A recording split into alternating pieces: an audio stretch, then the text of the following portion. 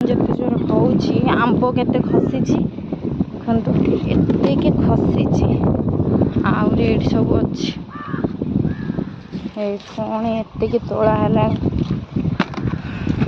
ମାନେ ତୋଳିଲେ ବି ଏତିକି ହବ ନା, ନାଚୁନି ତ ସେଇଆକୁ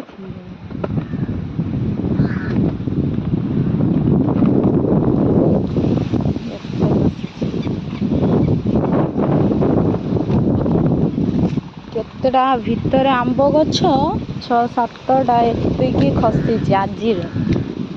ସବୁବେଳେ ବି ଖସୁଛି, ଏଇଠି ସବୁ ହେଇଛି।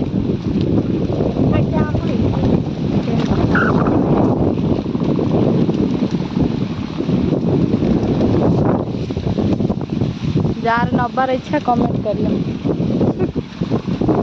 କେତେ ଆମ୍ବ ଦେଖ, ପବନରେ ସାଙ୍ଗେ ସାଙ୍ଗେ କେତେ ଜୋର ପବନ ହେଉଛି।